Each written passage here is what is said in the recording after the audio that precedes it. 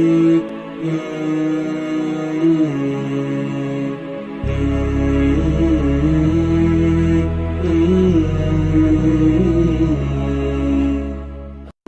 Rabbil Alamin, wa salatu wa salam ala Rasulillah wa ala alihi wa sahbihi wa sallim. Assalamu alaikum wa rahmatullahi wa barakatuh.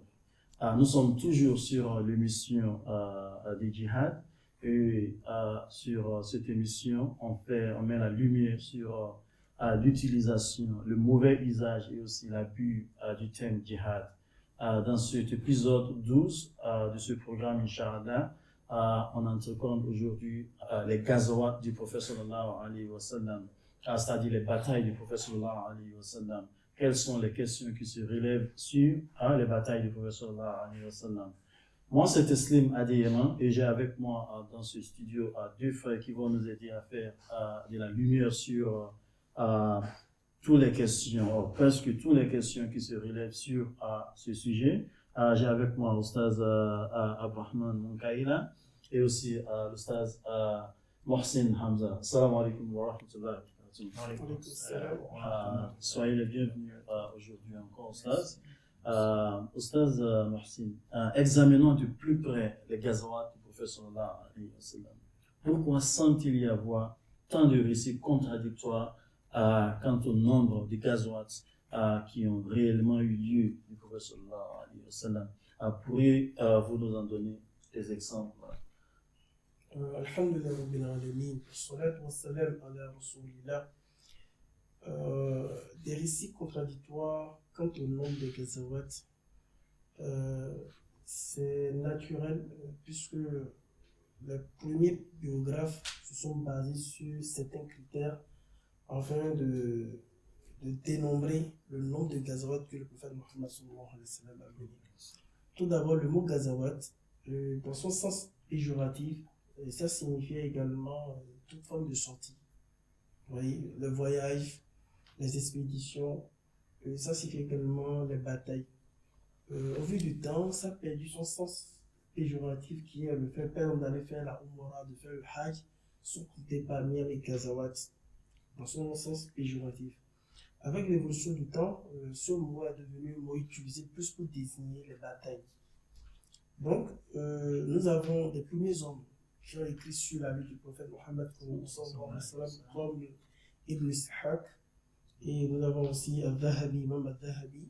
Nous avons ici également d'autres qui ont écrit sur la vie du prophète Mohammed sallallahu alayhi wa sallam.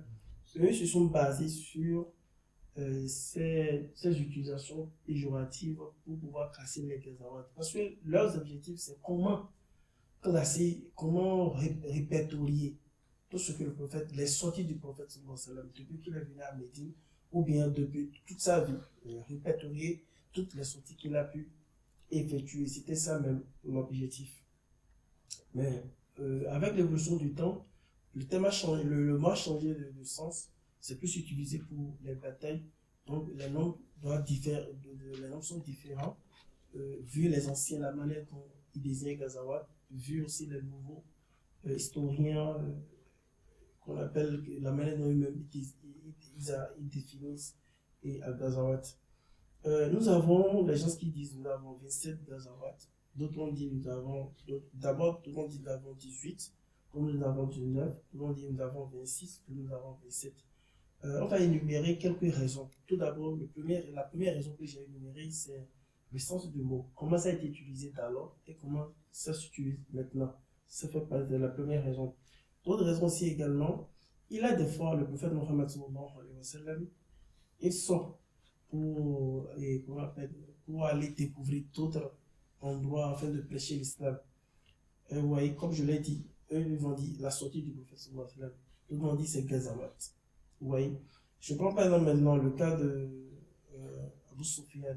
Abu Sufyan, après la bataille de Badr, ici, il a rassemblé près de 400 chameaux et d'autres qu'on appelle bataillons.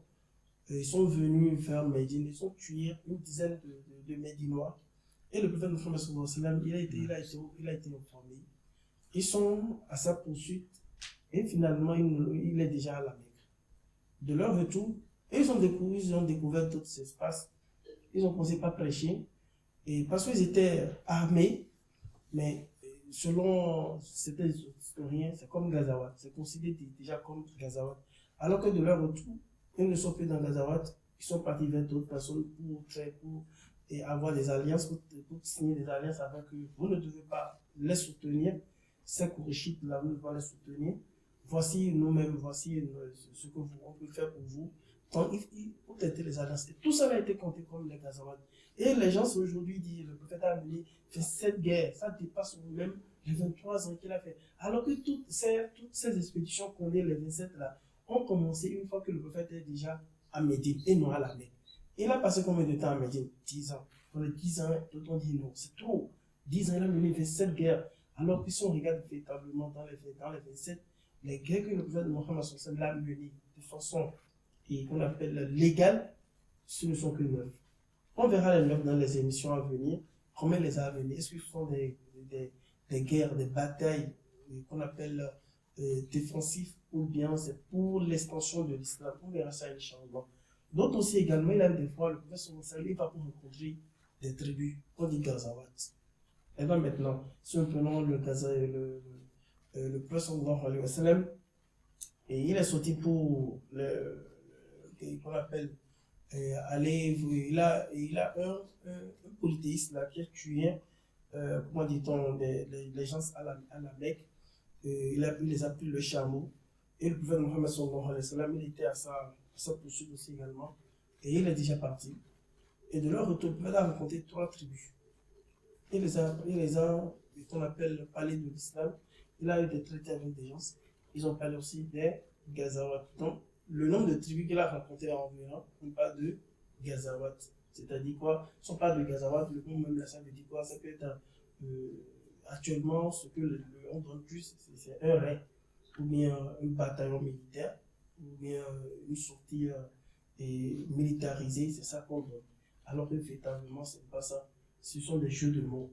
Donc, voici quelques raisons que nous pouvons citer, pour ne pas citer rien que ça. Mais le prophète Mohammed a prédit et il a mené juste quelques guerres de façon légale qu'on peut définir comme des guerres, on verra ça par la suite. Mais les autres, c'est soit des voyages, soit des rencontres d'autres tribus, soit pour aller découvrir d'autres régions. Parce que là, des fois, ils passent un mois. Je prends pas dans le cas de Abu Sufyan, de leur retour, ils ne sont pas envie de revenir. Ils ont pris jusqu'à un mois avant de revenir. Donc, vous imaginez, est-ce qu'on peut mener une guerre, rester un mois? On est à la poursuite de quelqu'un qui nous a fait du mal. On ne l'a pas vu, mais on dit, bon, ça là, c'est pas l'essentiel. Mais ils sont partis encore découvrir d'autres contrées pour les prêcher à l'islam. Donc, pour dire, ce ne sont pas, le chiffre là, c'est pas ça, ce qu'il faut retenir, mais c'est plutôt aller lire la vie du prophète Mohammed sallallahu alayhi wa sallam pour comprendre véritablement ce que nous mettons, ce qu'on désigne par il a mené les guerres, il a mené les batailles. Et quelles sont véritablement les batailles qu'il a menées, et non sur les chiffres. Les chiffres ne doivent pas être criards jusqu'au point où on va voir que c'est un guerrier, il est belliqueux, et c'est quelqu'un qui aime couler le sang, faire couler le sang, non. Et c'est plutôt d'aller voir véritablement. Donc, les anciens biographes, ils ont la manière de l'appeler Ghazwat, comme je l'ai dit, le pèlerinage tout. Et il a aussi ceux-là qui sont venus d'après la mer, ils sont désignés le Ghazwat. Et également, si le prophète même sort, il sort pour aller régler une affaire. On dit que Ghazwat al-Qadiyya, c'est-à-dire il est parti pour régler l'affaire. On dit que finalement, il a fait une expédition pour régler l'affaire. Donc, bref, nous avons le mot, nous avons aussi également chaque génération la manière dont ils ont aperçu ces expéditions-là également. Et faisons beaucoup attention à ces orientalistes et qui jouent sur les mots pour nous faire détester notre religion, le prophète Mohammed sallallahu alayhi wa sallam. Donc, merci beaucoup. Donc, le problème vient de la confusion, vient de l'évolution et le changement de la définition même du mot au fur et à mesure, dans le temps. Donc, chaque génération, la manière dont ils définissaient le mot Ghazwa, jusqu'à ce que, en ce moment, donc, Oui, si vous me permettez, je vais donner aussi un exemple. Au temps du prophète Mohammed, on parle de Assour, ça veut dire les statues. Aujourd'hui, maintenant, regardez comment nous désignons les Assour aujourd'hui. Ce n'est plus les statues. Même les portables que nous prenons aujourd'hui pour prendre les images, c'est devenu Assour. Même lorsque on dessine avec la main, on appelle ça Assour. Donc, c'est l'évolution du mot. C'est pour soutenir ce que vous avez dit, que l'évolution du mot a porté confusion et on donne un chiffre exagéré à tout ce que le prophète Mohammed a amené comme bataille. Merci beaucoup, Ustaz. Ustaz, pardon. Supposons que, oui, il y a 27 Ghazawat. Sur les 27 Ghazawat, il semble y avoir une entente selon laquelle les combats ont eu lieu dans seulement 9 d'entre eux. Et avant d'entrer dans les détails de chacune de ces batailles, dites-nous brièvement quelle était la nature de ces batailles et pourquoi elles ont toutes été livrées. Alhamdulillah, wassalatu wassalamu ala rasulillah. Thank you, merci une fois de plus de m'avoir donné la parole pour apporter ma contribution à cette émission. Et donc, si vous me permettez, je dirais que ce que vous me demandez comme question, donc les Ghazouat, comme déjà, je ne vais pas répéter mon frère Mohsin qui a déjà effleuré le sujet, puis il a donné des détails là-dessus, que parmi les 27, on dit que c'est seulement 9 qui ont été livrés. Donc, les 9, c'est vraiment, les éléments sont d'accord là-dessus, les savants, ils ont fait des études, ils ont vu que c'est toutes ces 9 batailles-là qui ont lieu auxquelles le prophète Mohammed a eu à prendre part, ont de nature défensive seulement. Donc, c'est pour dire que ce n'était pas de combat, d'agression, de violence, d'expédition ou bien d'occupation, c'était vraiment des besoins de façon défensive pour essayer de sécuriser l'espace islamique. Comme je vous ai dit dans un autre épisode, que le contexte dans lequel le prophète Mohammed était venu, c'était vraiment un environnement très hostile où pour avoir de la place, il faut s'imposer, si on peut le dire. Et donc, effectivement, ces gazouats-là étaient vraiment défensifs de ce qu'on a appris des ulémas, tous ces gazouats qui ont eu lieu où il y a eu affrontement entre les armées du prophète Mohammed sallallahu alayhi wa sallam, qui veut dire l'armée islamique, avec les mécréants. C'était vraiment des gazouats défensifs sur l'aspect défensif selon les ulémas. Merci beaucoup. Alors, ce que veut dire, parce que quand on va à Badr, par exemple, ce n'est pas que les musulmans étaient, ils n'ont pas laissé Médine pour aller trouver les Quraysh. Ils sont quittés Médine seulement parce que les Quraysh venaient les battre et ils ne voulaient pas qu'on les trouvait à Médine. Donc, ils devaient sortir et aller les trouver en dehors de Médine. Donc, si le prophète sallallahu alayhi wa sallam a participé à des batailles, c'est seulement pour défendre sa communauté. C'est pas que il est le premier à attaquer. Eux, dans les épisodes passés, on parlait des versets coraniques qui donnaient des conditions même de bataille. Donc, il faudrait que c'est l'autre qui vous attaque premièrement avant que les musulmans ne ripostent. Donc, il faut très bien comprendre cela, tel que l'Oustaz l'explique, Inch'Allah. Avant de finir, Inch'Allah, Oustaz, je ne sais pas si vous avez un mot à ajouter sur cette deuxième question pour terminer. Oui, je suis toujours dans l'optique de l'Oustaz. Je vais vite citer les 9 batailles qui ont été menées par le prophète Mohammed de façon officielle. N'oublions pas ce que l'Oustaz a dit, ces batailles étaient des batailles défensives. Ce ne sont pas pour forcer quelqu'un à entrer en islam. Et le Ustad a été clair, le Ustad a dit, on a noté même nos croyants, qui sont des grands savants, des érudits, parmi les érudits de la religion. Ils sont étudiés de façon minutieuse. Ces 9 batailles, ils ont vu que ces batailles étaient effectivement des batailles défensives. Nous avons Badr, que nous allons voir. Soit les batailles entrées avec les lieux où les batailles ont lieu. Parfois, les batailles portent le nom des tribus et avec qui le prophète sallallahu a mené ces batailles.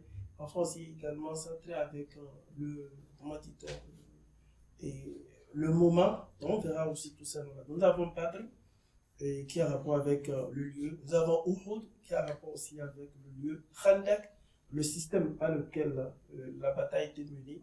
Nous avons Qurayza qui a rapport avec le tribu. Nous avons Mustalik qui a rapport aussi avec le tribu. Nous avons Khaybar qui a rapport aussi avec un lieu. Nous avons Fatul Mecca qui a rapport aussi avec la manière, c'est-à-dire l'objectif. L'objectif à atteindre à travers la bataille porte le nom de Fatul Mecca. Nous avons Hunayn qui a rapport aussi également avec un lieu. Et à la Mecque, nous avons aussi également Taïf qui a rapport aussi avec le lieu, c'est-à-dire qui a rapport aussi avec un lieu à la Mecque et où la bataille a été menée. Donc voici les 9 batailles qui ont été menées de façon officielle par le prophète Mohammed sallallahu alayhi wa sallam. Et Inch'Allah, par la suite, vous allez étudier chacune de ces batailles-là et voir les raisons, comment le prophète a mené. Là où le prophète, ils ont eu la victoire, là où ils ont eu même des échecs. On va voir ça, Inch'Allah. Ils ont eu des échecs qui sont conséquents. Là, parfois même, la bataille est rude, mais finalement, il n'y a plus de bataille. Je prends maintenant la bataille de Tabouk. Il n'y a pas eu de bataille. Finalement, il n'y a pas eu de bataille. Oui, ils sont venus, finalement, sont venus de part et d'autre, mais il n'y a pas eu de bataille. Même pour le Khandak aussi également, il n'y a pas eu de bataille plus efficacement de sang. On verra ça, Inch'Allah. Parce que ça fait très mal. Même face à Mecca. On n'a pas de bataille. Vous voyez. Et si la situation est maîtrisée, on ne tue pas. Je prends par exemple le Hunayn. Vous voyez, Hunayn, c'est du retour. Le prophète sallallahu il les a vus. Et le prophète Mohammed sallallahu alayhi wa sallam, et lorsqu'il a maîtrisé, la situation a été maîtrisée, pas de tuerie. Donc, le prophète n'aime pas fait couler le sang. Couler le sang pour gagner quoi? Pour montrer la tyrannie? Non. L'objectif, c'est de vivre en paix. Donc, c'était ça. On va voir les raisons, chaque raison de cette bataille-là. Parce qu'il n'y a pas de contraintes en islam. On ne force personne. On verra des choses surprenantes à travers cette émission que le prophète Mohammed sallallahu alayhi wa sallam, je le dis toujours, il a même protégé des politistes parce qu'ils ont eu des accords. Ils ont eu des accords pour dire, vous me protégez, je vous protège. Nous sommes là pour vivre en paix. On ne force personne. Vous voyez, si c'était, on force les gens à embrasser l'islam, le prophète allait à forcer son nom à embrasser l'islam. Allah dit, la terre dit, man ahbabta. Tu ne peux pas guider celui que tu aimes. Toi, ce qui nous revient, nous, le prophète sallallahu alayhi wa sallam, et nous, c'est d'apporter des arguments, d'apporter des délits, des preuves, d'expliquer la religion. Mais la vraie guidance, ça vient de qui? De d'Allah. Donc si le prophète n'a pas pu, de façon, pas contraint à mener son ordre à l'islam, ce n'est pas l'extension de la guerre. Gardien, il n'a pas pu, de façon pacifique, il n'a pas pu, c'est pas avec la guerre, il va mener quiconque à l'islam. Non, non. Parce qu'il faut faire l'ouverture des cœurs avant de passer maintenant à l'ouverture des membres du corps. L'ouverture de cœur, c'est un qui est très important dans nous. Nous demandons à Allah subhanahu wa ta'ala, oui, Oustaz. Donc, si vous me permettez d'augmenter quelque chose pour abonder dans le même sens, donc, si vous vous rappelez, il est dit que Mohammed sallallahu alayhi wa sallam, les 23 ans qu'il est resté, il disait seulement Allah ilaha illallah. Donc, c'était ça seulement. Il invitait les gens à prononcer la kalimatul shahada qui est la ilaha illallah Muhammad Rasulullah sallallahu alayhi wa sallam. Les autres actes d'adoration ne sont venus qu'après. Aussi, ce que je voudrais ajouter, c'est requêter que les 3 principaux camps juifs n'avaient pas violé la constitution de Médine, il n'y aurait pas agression. Le prophète Mohammed sallallahu alayhi wa sallam n'allait pas les attaquer. Et il y a même un clan qui ont concocté, ils voulaient même assassiner, en finir avec le prophète Mohammed sallallahu alayhi wa sallam. Et ça aurait été que leur plan avait réussi, donc ils auraient anéanti l'islam à jamais. Donc c'est pour une façon, une fois de plus, de dire que la plupart du temps, le prophète Mohammed sallallahu alayhi wa sallam, et lui et sa religion et sa communauté ont été agressés pour qu'ils puissent se défendre. Et c'est ce que d'aucuns veulent utiliser contre lui pour dire qu'il a été violent, il a été ceci ou cela. Donc c'est ça que je voulais ajouter. Merci beaucoup. Et je crois qu'une chose qui est très très intéressante à savoir aussi, c'est que même dans les batailles qui ont été violentes, il y avait dans quelques cas les juifs même qui ont joint le prophète sallallahu alayhi wa sallam, ils ont joint les côtés du prophète sallallahu alayhi wa sallam pour combattre ensemble à côté des musulmans. les ennemis.